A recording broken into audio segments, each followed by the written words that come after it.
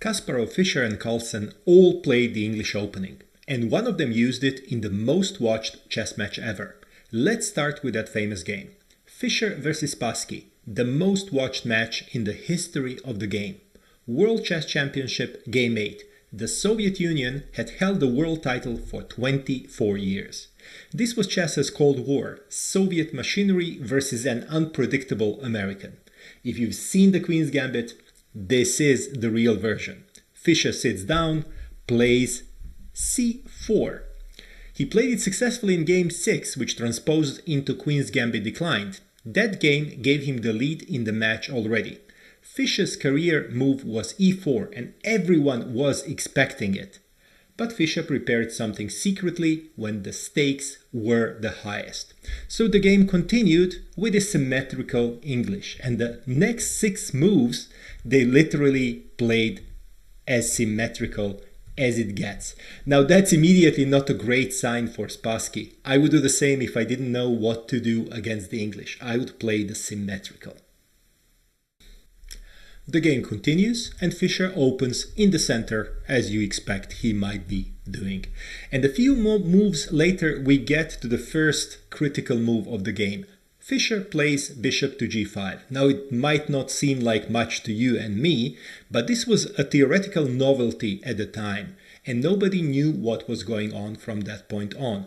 This is precisely in the spirit of English opening how Howard Staunton created it in 1843. He created the opening to get his opponent into an unknown territory and win a huge money prize, almost $100,000 in today's money. So from this point on, Spassky is in a completely uncharted territory. Now they play a few quiet developmental moves, as you are supposed to do in this stage, so getting their pieces in the better place, coordinating them somewhat. And I want you to look at this position right now, how strong Fischer's bishop pair is, and how they are eyeing the queen side from Spassky. Spassky looks at that, feels the pressure, and makes something that we can call calculated risk or a mistake immediately. And he plays b5. Now this b5 is not great, obviously, because it loses an exchange after bishop to a7. That rook from b8 is obviously lost. So Fischer immediately takes it. Now Spassky does win a pawn in this, so it's not an exchange for nothing, it's an exchange for a pawn, but it still does not look great for him. So Fischer is coordinating immediately, and this is how the game continues. Now, here Spassky is trying to open that potentially very strong bishop, dark squared bishop on g7, that dragon as we might call it.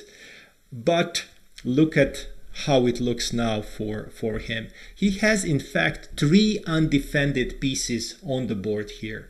And this is not something that you want to play, because this is just inviting tactics. And Fischer, as Fischer he is, he immediately finds tactics and plays knight to d5.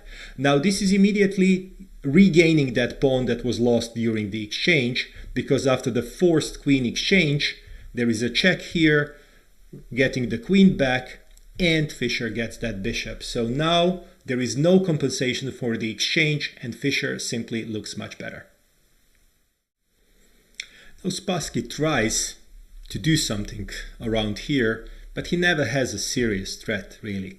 Okay, so after a few moves here, what is happening and how it looks? What seems to be happening here is that Fischer is simply slowly building up that advantage and trying to make it work 100% for him.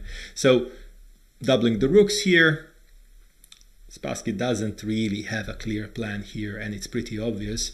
And then I love this move from Fischer that is coming now, this f5, because this is creating a weakness now on the king side, also a weakness that black simply cannot hold.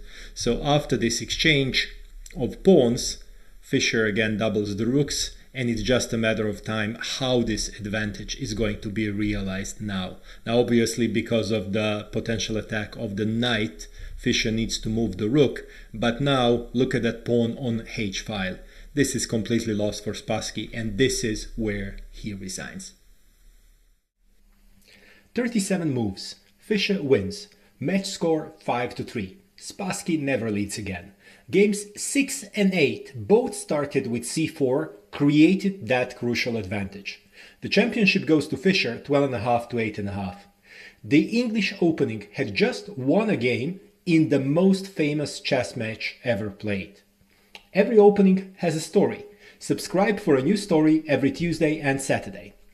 Could you believe this opening was ignored for 80 years? It was too positional for the era of romantic chess, the era of gambits and immediate attacks. It was revived in the 1920s.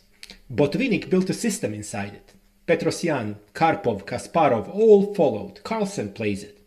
Today, it is the fourth most played first move in chess. Staunton's legacy sits on every chessboard in the world today. The chess pieces you play with, the knight, the rook, the king, their design was endorsed and promoted by Howard Staunton in 1849. They became the international standard, the mandatory set for every chess tournament on earth. They are called the Staunton pieces. He developed the English opening. There is also the Staunton gambit. The most profound opening analyst of all time. Fischer's words, not mine, about the man whose opening he chose when everything was on the line. More stories about chess twice a week.